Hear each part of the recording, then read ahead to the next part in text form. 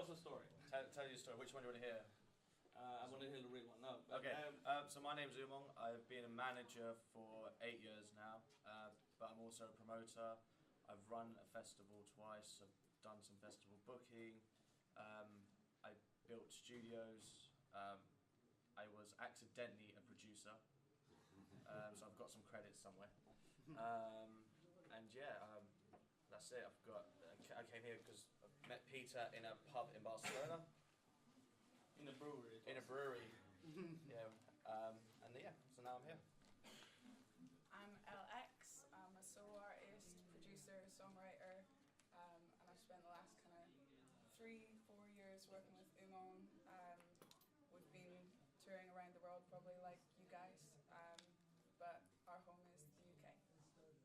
Andy. And I'm a manager of, as you just pointed out, Tokyo Taboo, who are reviewing my performance. I also manage a singer called Amy Vix, who's not here, but who coincidentally today is her debut single release, so I'm excited on many levels. I'm also, like Umong, I've basically been doing for about 5 years, I've been doing like live music events in London. Predominantly Camden in London is my area, and on the back of that, this year I've then taken on a music festival called Åstedt, which is a national thing that happens with the charity Oxfam.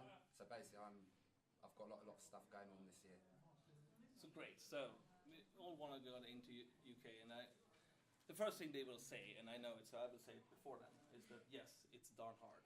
It's really hard to get into the UK, and that's why we want to have this panel. We have it almost every year actually, how to get into UK.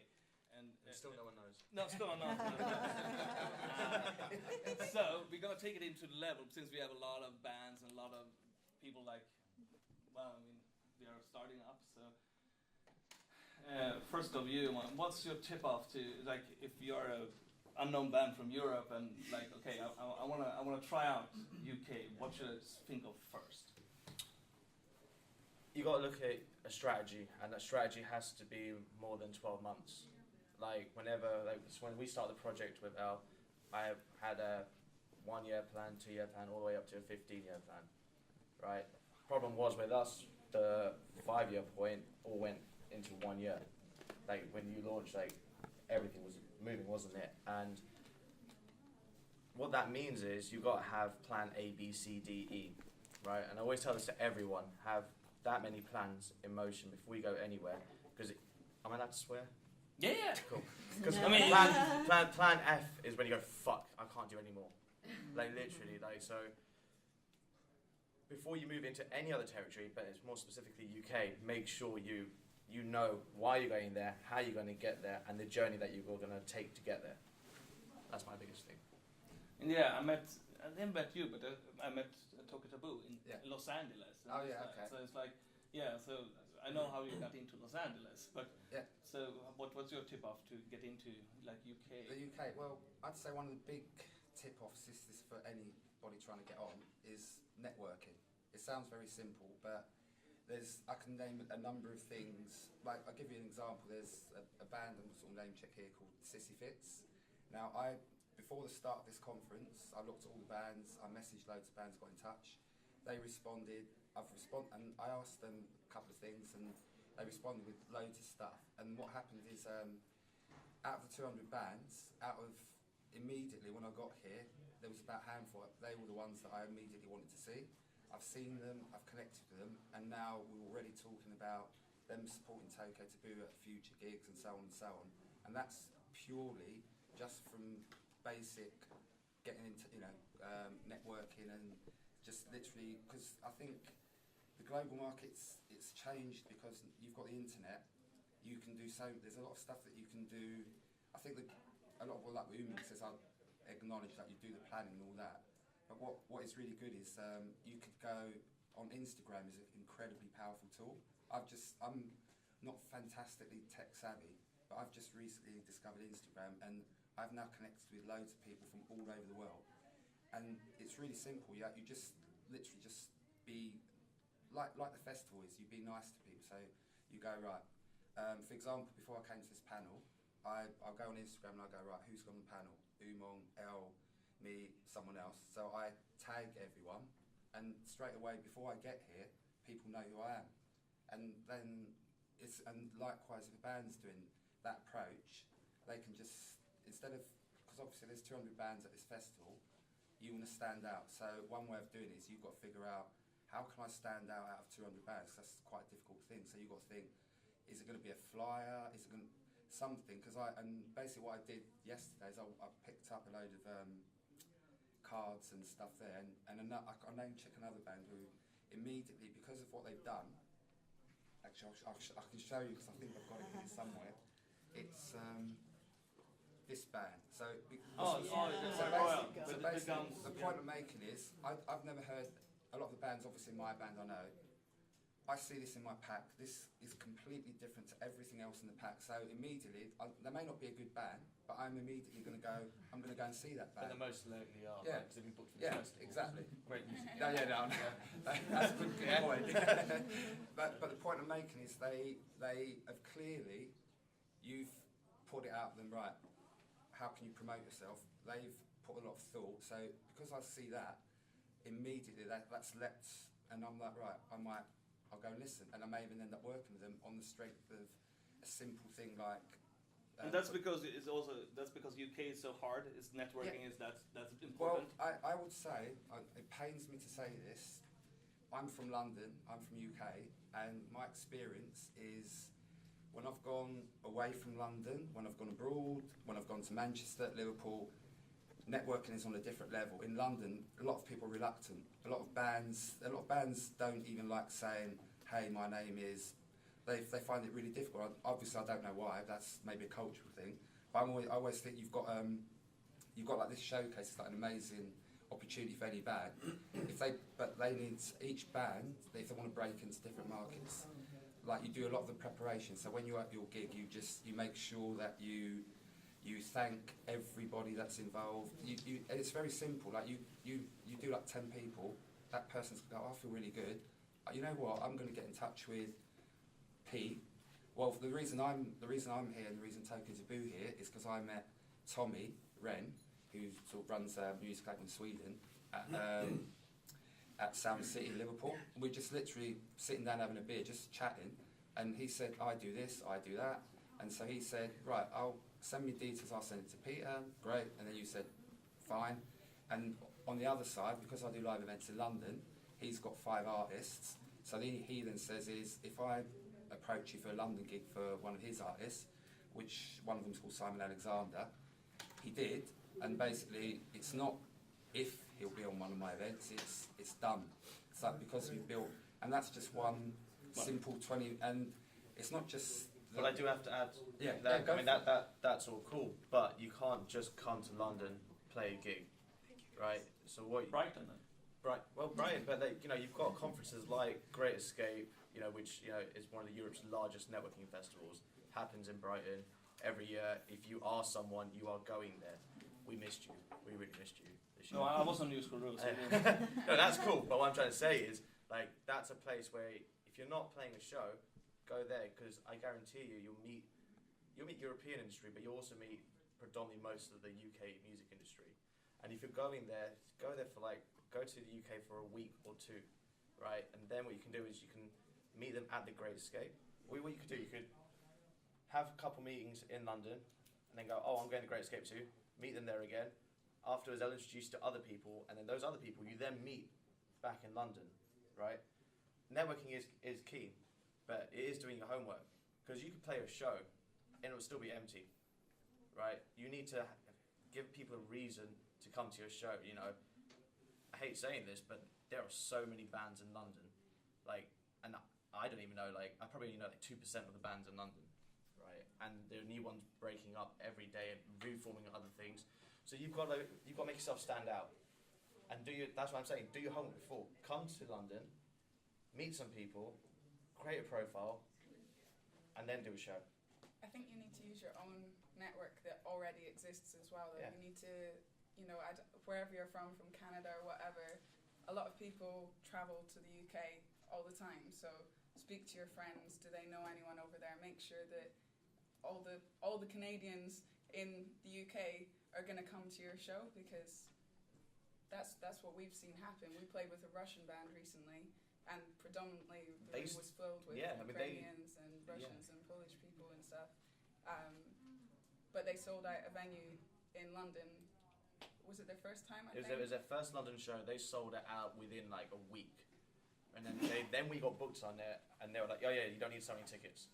So basically, make sure stuff's good at home before you decide to spend loads of money traveling to other countries. There needs to be a buzz about you here, right? Why am I going to care about you? I mean, cool, you spent like all that money coming to London. I appreciate that, but what's the buzz in your hometown, or like, you know, why are you exporting yourself? You know, if you can show me facts like, oh, but people in the UK like it, right? And you go, okay, what? Spotify streams, cool. But Spotify stream, I was talking to someone yesterday, and I'll be honest with you, if you got 20 million streams, I don't care. I do not care. And I'll tell you why, because you could be on a playlist, that person's listened to you for like 4 seconds and skipped it, right? But that's still a play, right? So I want to see like what your fan engagement is. You know, let me look at your emailing, not look at your emailing list, but if you're on MailChimp, you know, you can look at where everyone's based, what the open rate is. You know, I want those facts. I want you to be able to prove there's a reason for you to come to the UK. Mainly because I would feel bad for you coming to the UK and just having a terrible experience. Like, whenever we export ourselves out to another country, I make sure there's a reason we're going to go there. I make sure that there's going to be bodies at the gig. New York, you know, recently, we were so scared because it was a snowstorm. You know, our profile in America is growing still, and we all worked our asses off, didn't we? You talked to your network to invite people down. We played there before you had some fans turn up. I worked hard, you know. Peter brought down some people as well. Yeah, it is a do your homework before you go somewhere. Make the connections. Use your local network. Grow at home. I think that's my biggest thing. So, what is the most popular thing in the UK, you think, how to discover music? Is it still radio? Is it TV? Is it Spotify? Is it word of mouth?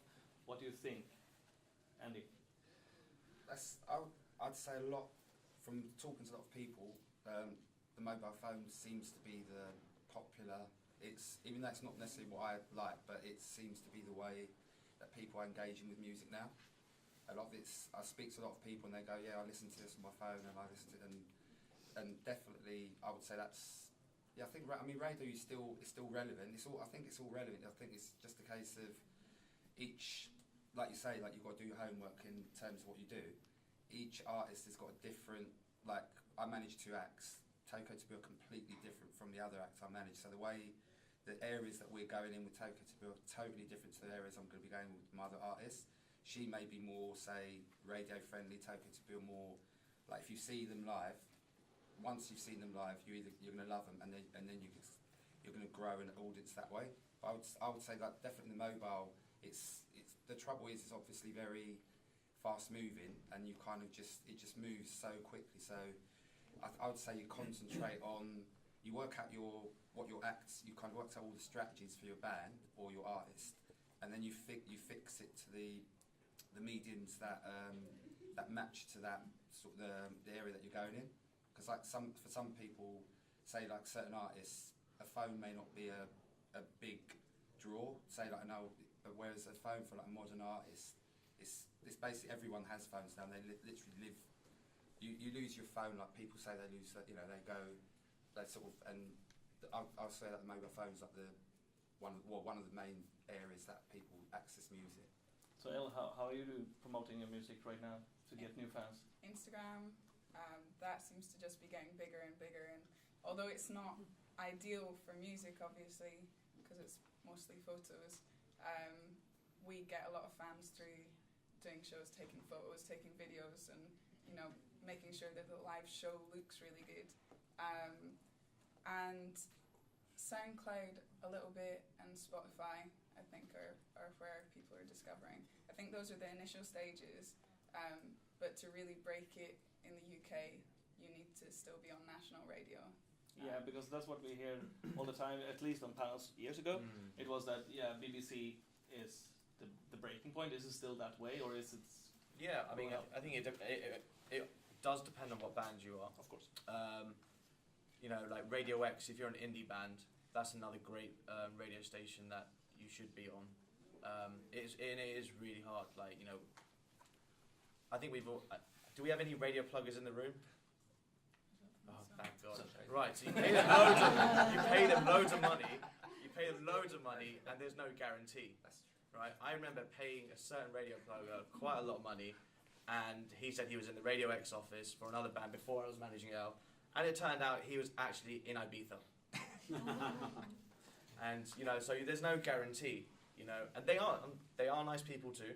They just, with certain pluggers and, you know, things like that, to get heard onto these mediums, there's no guarantee. So you got to make sure your product is polished. So I reckon radio is definitely a place I still listen to music.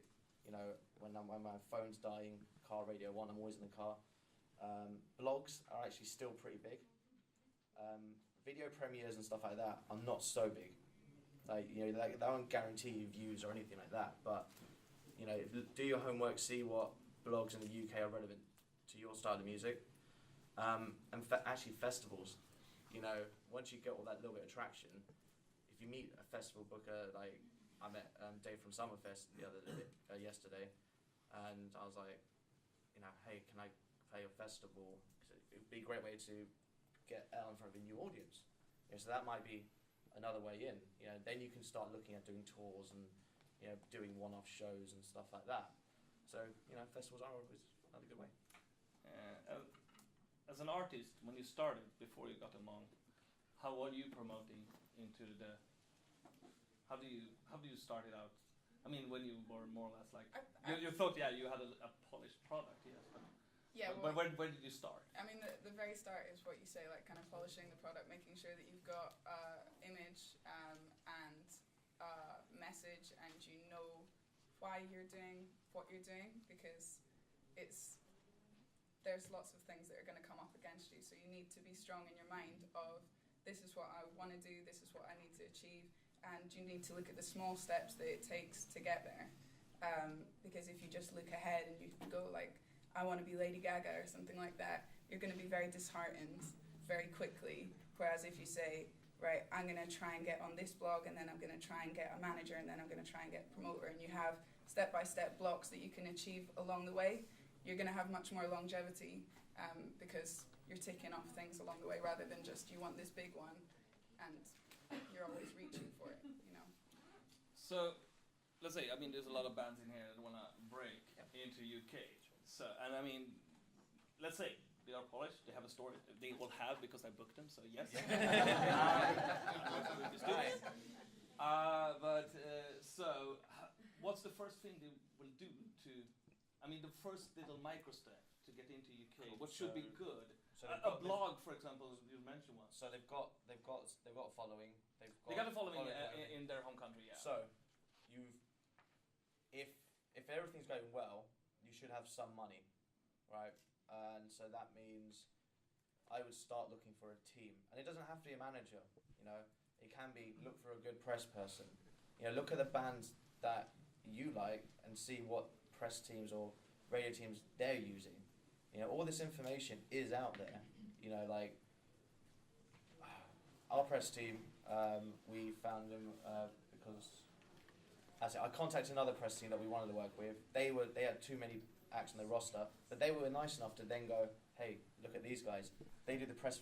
It's pretty fun. They do the press for Iron Maiden. Who else was it? City in Colour. Megan Trainor. So they had a really vast, like, set of acts, and that's what I loved about them, because Elle's music, you can't really pigeonhole it into one genre. So, and then they know how to use it. So find someone that understands your music and try and get them to help you come over, I would say. Andy, do you have any good tip of starting? But I mean, networking, yes. So basically, the band's already got a following in their own country. We have a little bit following here.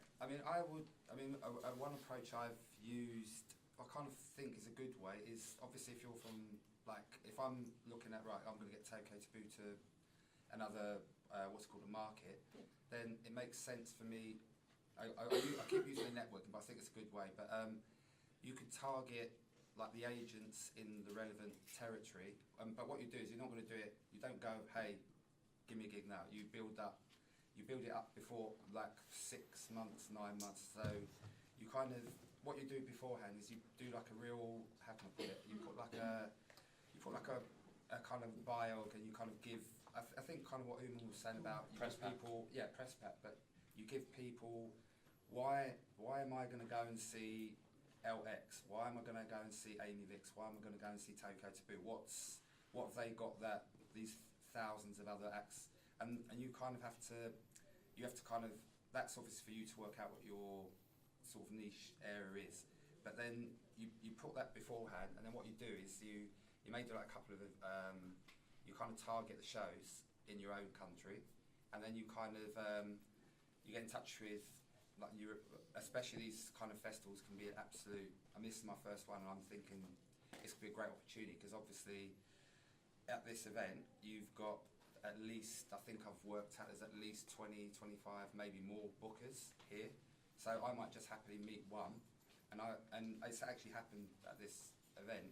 I met someone and I said, oh, can you come to Tokyo? They came, they loved the gig, and then they basically said they're going to tell all their network. So immediately, that because I've done the work, from London. I've like planned and prepared. You basically got to give someone a reason for them to sort of come and like book you or to give them excitement. So you got to get to networking, and you got to get to. I mean, these people are on Live at Heart, which is we are fairly big in Scandinavia. We're kind of small. Can you give us 2 festivals? And don't mention the Great Escape. Yes, Adam, but it's really hard to get into the Great Escape. We know it. Sorry, Adam, if he's here. I don't think so. I haven't seen him. I haven't seen him either. But you never know where he pops up. Can you mention two smaller events that would be good to seek out, that you have done this networking things? Since you're from up north, you might have other things than that, you know. Yeah, a lot of my favourite festivals up north no longer exist. There's there's White Days, but they put Scottish acts on, so that's really unhelpful for you. We played Isle of Wight. We played V Festival, which also was an amazing festival, but they don't do it anymore. So I'm not really being very helpful here. Just saying. So there are actually a couple cool ones that are propping up. So you've got Focus Wales is an amazing one. That's in the north. That's in Wrexham. I'm sorry, you're Welsh. Liverpool Wrexham. Sound City. Liverpool Sound City in Liverpool. Liverpool Sound City is here, so you Yeah. will find the bookers. It's not in a room. Sam here? No. Expo Expo North. Expo North Yeah. is great, and it's really cool. Like you go into the airport and it's just like this tiny little box. When you go to Expo North, and you just see you do see sheep straight away. It's great. Loved it. But then there's a new one that the annoying bit of this new one is there's no actual music there, but there's loads of top industry there. It's called hang on, 1 second. I think I'm on a panel. While he's doing that, there's just one thing from the previous question. I just think that as an artist, you should maybe be looking to the UK for what scene you're going to fit in, because if you come across and you're performing to the wrong crowd, then it's kind of a waste of time. So find who your favourite band is there, or the bands similar to that, because obviously you're not going to get on a huge tour with, I don't know, Ellie Goulding or Coldplay the first time you come across. But there's loads of new bands there that will already have a fan base. So if you do a gig swap, especially if you've built up your following in your hometown, then they have a reason to come over here, you have a reason to go over there, and you're guaranteed new fans. Fast Forward, that's what it's called. So check that out. They do a conference in London, and they do one in Amsterdam. And it's literally it's for students, and it's like on the panels. They promote that as 50-50 male to female ratio. So it's just great. I went out there twice. I met so many people, so many friends. I haven't been to the London one yet. I think I'm going. It's next week. I think it is. But check that one out. That's another great one. Do you know any others? Off Axis. Off Access. Oh no, sorry, not Alpha Access. Sorry, what you said. Expo North. Expo North. That's one in Scotland that is really, really good. Yeah. Yeah. And they are also representative from Excite Music. That's part of the Expo North. Yeah. They are on the premises as well. Yes. Awesome. Sorry, I was just going to say on You're gonna crash our party? Yeah, and not crash it. It's incredibly relevant because partly I'm sure where we come from, and it's very, very exactly when you're describing that network and meeting each other, that the whole platform we've created with Music Cities is and believe that there's so much solution where in real life takes over with tech and vice versa, and the solution lies in innovation. And also this, we have bands, artists, people who met because what we do is create meetups and intimate meetups. We started out of Stockholm, but we're global. And that's something that's relevant for all of you. Yeah, don't just look on the music festivals. It's not like many artists is like, yes, I'm gonna go to the Great Escape. Actually, one of my favorite ones was to go to a supervisor meeting in London. I got actually more out of that than the Great Escape. It depends on the level you are. But as Peter also says, these guys reached out to us because they're like, well, you're doing year round, sort of keeping the momentum going from festival to festival. And we've so far, not to dilute too much, in the beginning it's my Grace, if you come here, and Givar, but Grace, who herself is an artist and on our team of Music Cities, she moved here from Australia just to be in a physical place because we're really thinking global. And we know I've spent 30 years with the nations and the EMIs, etc. But I swore with so many colleagues in the music company, it's okay that it's on live, guys, that, this is another thing, that 13,000 followers right now. 30,000. But Grace, can you just hold? don't stop the people. Yeah, Sarah's been in London for a long time. I was working out of London with EMI Virgin, and forever, before that 10 years, I was incredibly long story, but from a journalist pulled into the music industry through marriage, spent 10 years on tour. I was the artist side, I helped everywhere, I learned everything, and then I got pulled into the music side. I loved the part of supporting artists. It was still in the day where you could follow and break somebody. And I swore with so many colleagues, there were awesome people in the company globally, and especially the Virgin part, and that if it becomes, oh my God, the artists are going to get less than 10% and have no control, or 20%, oh my God, so little, I will leave. And we did. And if I had said to somebody, do you know that it's going to be a time where you get 3 or 0 as a creator, and most of all lose control. So I can go on forever about that part, but this is what Music Cities is about, is bringing people from the creator side and the traditional music industry, whether you've worked forever, like myself, or even further, some colleagues here, or are starting out like Oscar, and I think you guys are here. Oscar is you're here. Yeah, and he's that preparing for the gig, exactly. You're starting out that to see the first thing I will say is like, look, all these tools are coming. But is there tech conferences in London? It must be. Oh, yeah. Are Oh my you God. opening up one now? Well, we are working just like with you guys. That the awesome thing with you and the others, we are working with London and South by Southwest and Music Matters and Slush, where we were part of creating the content for Slush Music. These awesome, I've forgotten some in Southeast Asia that are huge, like The GMAs where you are, who are also here. But the relevant thing is it's actually what you're saying, that every single place you've mentioned, you are like, they're here. Great, we meet each other here. And then with us, you can meet each other year round through the digital world. And incredibly relevant to that is that since our part is where music and tech meet, it's so you can collaborate together. These tech, like Givar, if you like just say very quickly, because like Givar, who is from an awesome company, Digital, all the tech companies. When are you open up in the UK? They were here a year ago, sorry, but this is one, we have huge amount of music tech companies starting, and they don't have to be from Sweden. They happen to be awesome lots from Sweden. We keep saying the only thing that's bigger than the breakthrough with tech out of Sweden is music industry. And we're looking at Stockholm Music City, etc., from a global perspective. And you guys came in with your music tech startup exactly. I think you opened your company a year and a week ago, and you pitched. Your colleague, co-founder, pitched here, and now just like say a little about what Digital does and how much you reached in a year. Why I'm relevant, why I had to come up here, especially to everyone here, is we're building a booking platform, marketplace where live acts get booked for events.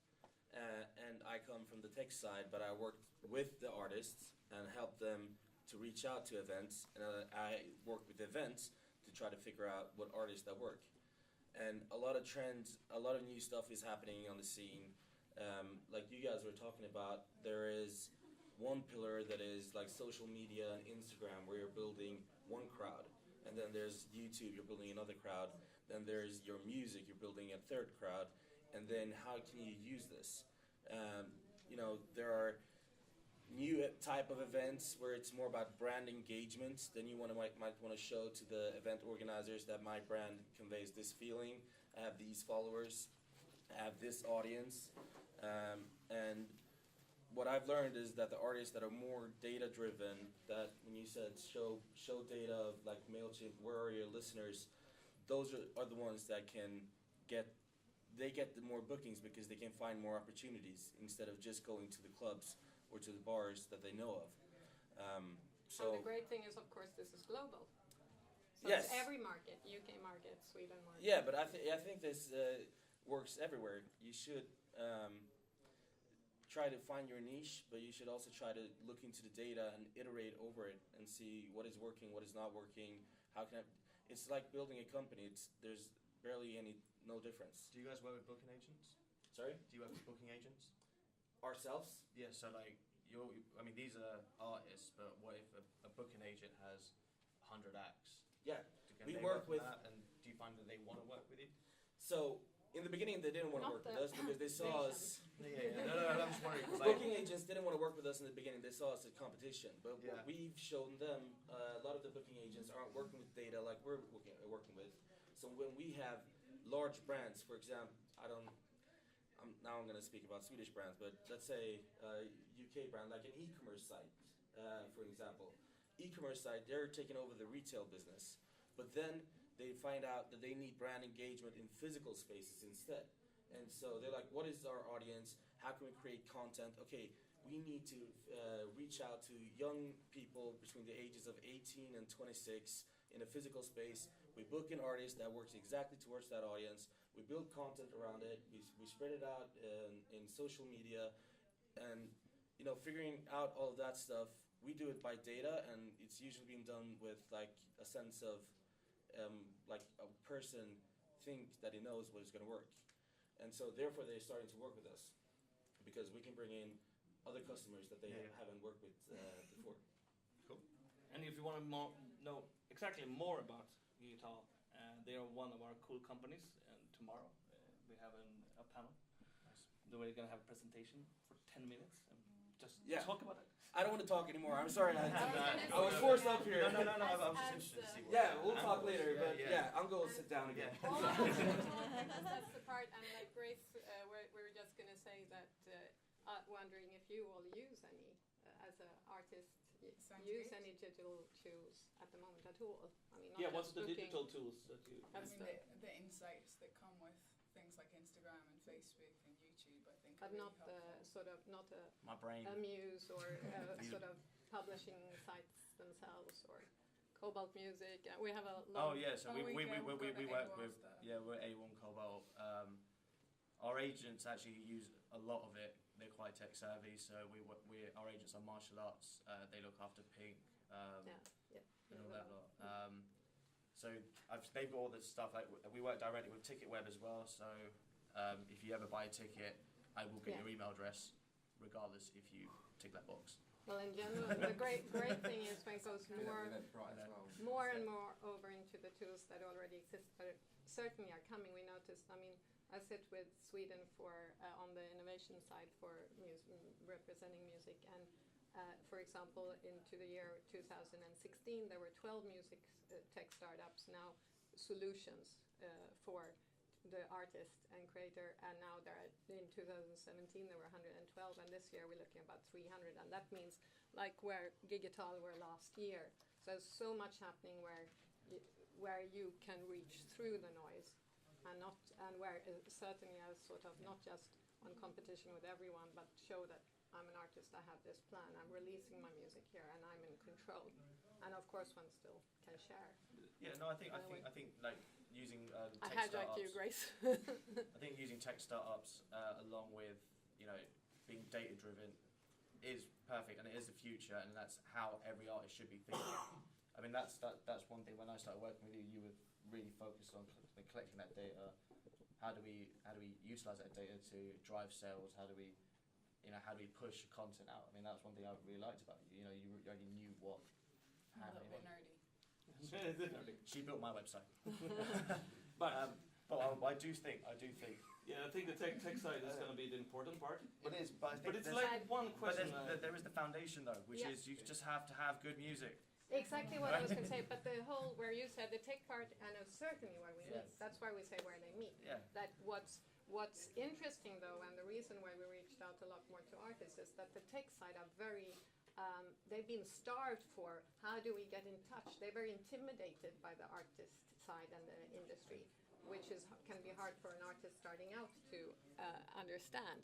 That because we're like, but just ask, and they're like, how? And so it's you're spot on there. It's all about good music. It's all about good creators, but it's also about the music tech startups reaching out to the creators. That what tools do you need? So it's this two-way combination which can speed up the process. But we have one elephant in the room that we haven't spoken about. We don't know anything about it. Yeah, don't deny it. He knows what I'm going to ask. Of course, we're all going to ask this question, and that's why we have also breaking into the UK. And it's the question is what's going to happen with Brexit. Nobody knows, of course. But All right, you've seen what's happened to America, right? That's the worst possible case. Trump becomes queen. No, I'm joking. Or a queen.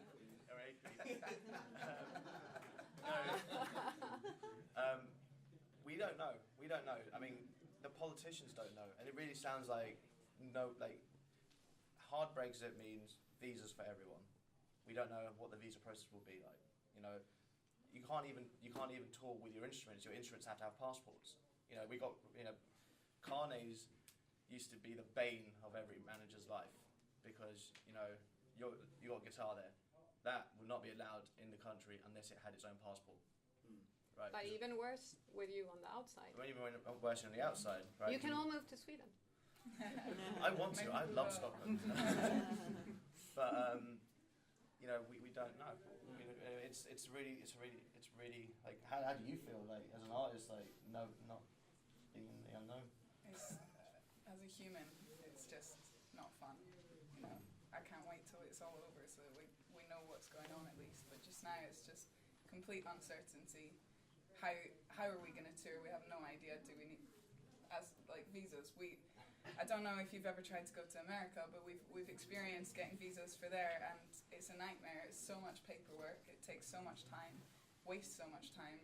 So I really pray that it's going to go well, but I'm not actually very hopeful because I don't think that the UK are prioritising music as Yeah, I mean, we've got loads of trade bodies that are trying to say, look, for music is one of our biggest exports, right? And we like importing music as well. So, when it contributes so much to our society and, trying to get the pound stronger again, because it's really low right now. I mean, for me buying a beer here, I can't believe I'm spending like £9 from a beer here, right?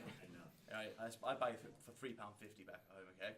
But what I'm trying to say is, we don't know. We've got the music bodies that are trying to figure out and get onto a platform where this is what we need. No one's listening to them. There's fights internally within Parliament. People are calling for a second referendum, but our Prime Minister does have a point, even though I disagree with her. If we do have a second referendum, then does that mean that we don't live in a democratic society? So there's massive massive problems right now, and we just don't know. Even with things like copyright, we've got all that copyright stuff going through Article 13 or whatever. Yeah. That's European Union legislation. I think the UK are working hard to try and get that, but what's the point if we're not going to be in Europe anymore? Like, and does that mean that we're not going to have enough laws for certain things? I don't know. No, exactly, and then it comes to a tax as well. So you got to think like, because where are you? I saw it. There's someone from Holland here. There she is. I don't like your tax system. Yeah. You play there, you get double taxed, and then you can't even claim it all back. In Europe, at least you get taxed, you can claim it all back. In the US, I can claim up to like 95% of it back. In Holland, In Canada, you get double tax. yeah, but we can still claim it back. Sorry. No, but what I'm saying, I think the point I'm trying to make is, cool, say you got the visa, say you got all this, say you got that, you then got to like figure out, is it cheaper for you to make your merch in the UK and sell it in the UK, have a UK account so you don't get taxed, and then figure out, it's just... I have a feeling it's going to be a lot more expensive for people coming to the UK either way. Yeah, I memean, it's already expensive as it is. Yeah. And it's just going to get worse, and that's what we're really scared about, because there's bands we want to play with, bring in, Elle's playing a headline show in October. We met a Scandinavian band, or a Swedish band, and they're coming over and they're supporting her. That's easy, they can just get on a really cheap flight, fly over, done. How am I going to do that? Like, literally, I've got to find another band, potentially for like a year in advance, get their paperwork done. They might break up at the time, but it's happened. It's happened, it's scary. I personally don't think. I mean, obviously it's all a lot of uncertainty, but I just think, I'm not saying I'm worried, but I may be worried if the issues start affecting me. But I think the only way what you can do is, as an industry, we have all these kind of debates, but we make it. You continue, because even if the powers that be are not listening, usually the way you get through to them is you kind of find an angle where you show them that you can save them money or earn them, and then they'll listen. They don't care about, for example, like music. I think music gets a real deal. It's like even in the recession, the UK each year was like, it was like money was like, we were bringing, money was like being earned, and money was being, we were doing brilliantly. But even in like the UK, they shut down like music venues. It's like a constant battle. It's basically, the way I look at it is, the music industry needs to become united, as in, right, we're going to, excuse my language, we kind of say to the bureaucrats, pretty much, fuck off. And we basically say, look, this is what, for example, I met, I can't remember the guy's name, but I met someone, you're going to be able to tell me, a guy called, I think it's Alf, he's on the board live at Heart yesterday. I think it's Alf, he begins with A, he was at Toko to Boogie. Okay.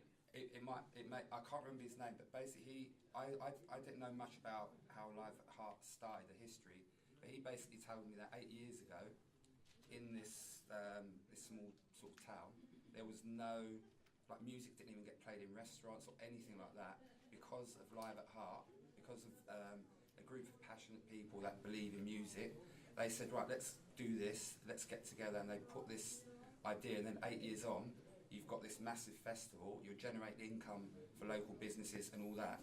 And I just think there's nothing, not there's nothing we can't do with Brexit, obviously we can, but I think as an industry we should be like, everyone should be like literally like banging, everyone should be getting together, like artists, managers, publishers, because we've all got a vested interest. So we can set up, for example, you can set up lots of panels and say, right, set up a networking group, all sorts of things, and even a lot of the time no one will listen. But it's such the problem it's not a problem, I think it's a good idea, and I fully support it. Right. Problem is, it's like 50% of the music industry somewhere, or more than that, voted leave. Oh, I had people really high up in the music industry that voted leave, and I was just like, what's wrong with you? Yeah, like, I actually defriended them on Facebook. I was like, I just don't get it. But that's what I'm saying. I mean, I agree with you, I don't get it, but I just think we should focus on what we can, because it's out of, I mean, basically we could be sitting here, and I mean, if I go away and go, I'm never going to get this with my band, I'm going to be ineffective as a manager, I'm going to be ineffective. I understand that, but I still think it should be at the top of our concern, because definitely we want to tour out here. You know, like the reason Live at Heart's so good is because you got a lot of European bands, and you know, we want the UK to be part of it. Yeah. Unfortunately, we have to round off because they want this room. Probably the film people. They don't like it. But thank you all for being here from the UK, and you will probably find them out here on your shows and everything, and ask them more about the UK. Hopefully you enjoy this one. See you on the next one.